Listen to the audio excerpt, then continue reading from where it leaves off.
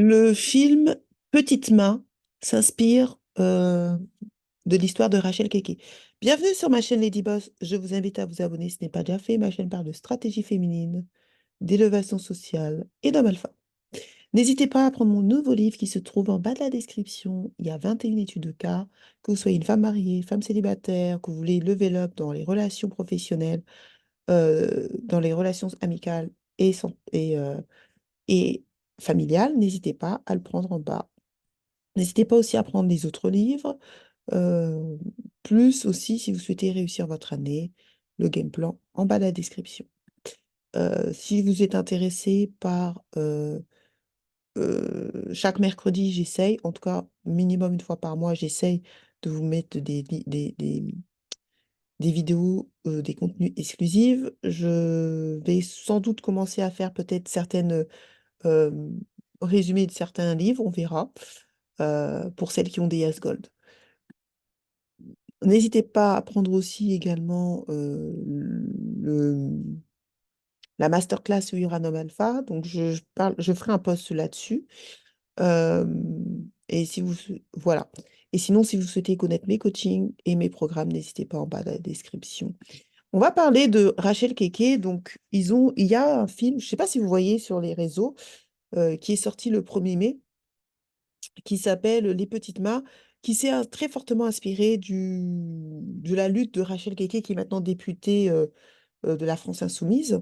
C'est une femme d'origine ivoirienne qui s'est battue, qui était femme de ménage et qui est devenue députée. Comme quoi, en France aussi, les femmes noires, elles ont beaucoup d'opportunités. Elle n'aurait jamais eu cette opportunité en Côte d'Ivoire. Et elle s'est battue pour les meilleures conditions, pour avoir des meilleures conditions euh, pour avoir les meilleures conditions de travail en tant que femme de ménage. Donc, ils ont un peu, ça s'est inspiré, hein, c'est pas complètement, ça s'est un peu inspiré de cela. Et donc,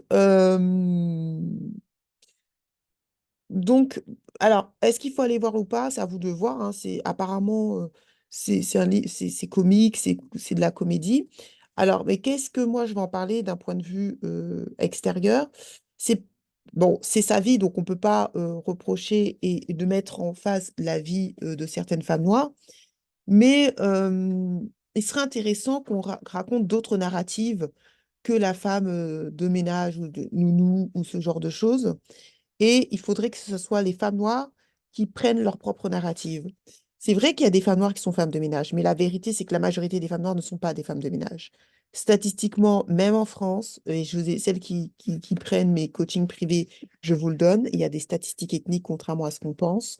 Je les donne plus publiquement, je les donne pas publiquement, mais je les donne plus publiquement, mais il y a des statistiques ethniques en France où on voit très clairement que la femme noire est éduquée, donc, il faut arrêter de perpétuer aussi, c'est vrai, cette image de la femme noire, femme de ménage et tout. Il y a plein de femmes noires qui ont changé de classe sociale, dont j'en fais partie.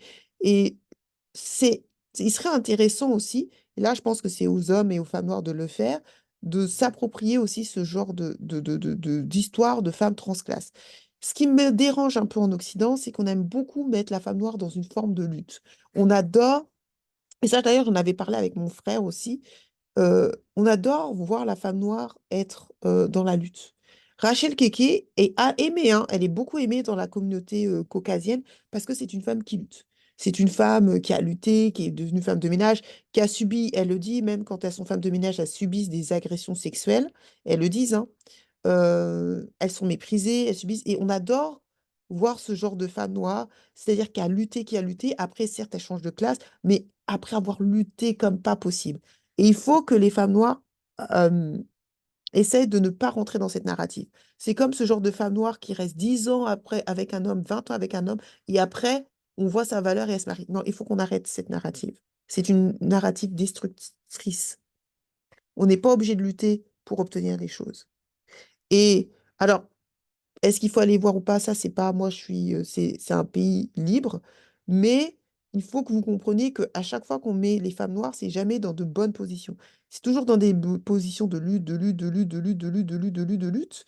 Et c'est pas bon parce que ça conditionne les femmes noires à toujours être dans la lutte.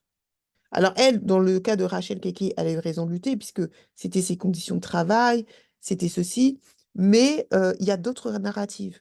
Les femmes noires, ce ne sont pas, majoritairement, la majorité des femmes noires ne sont pas des femmes de ménage.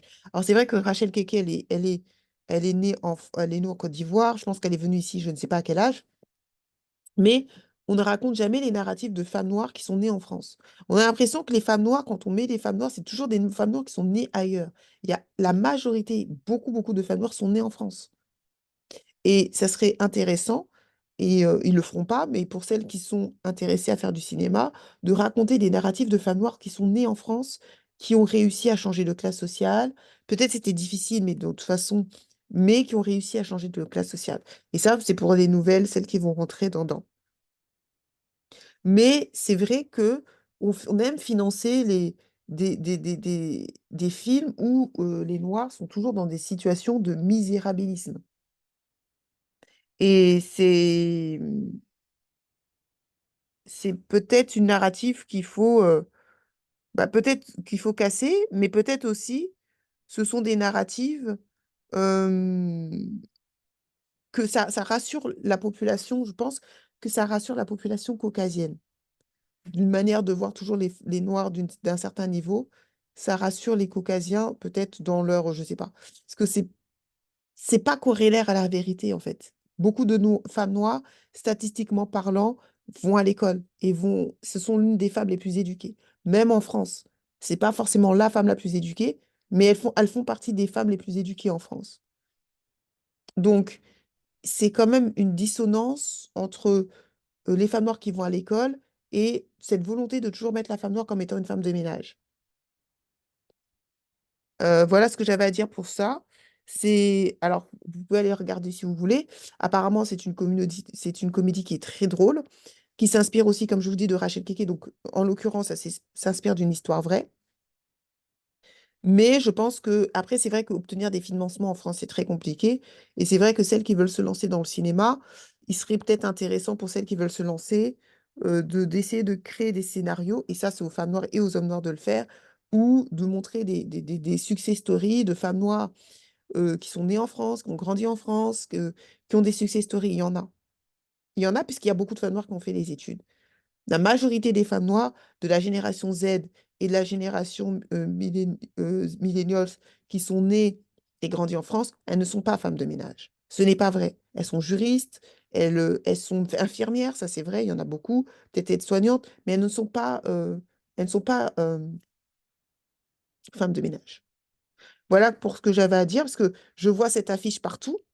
Donc, à bientôt dans Lady Bossland et n'oubliez pas de lever up.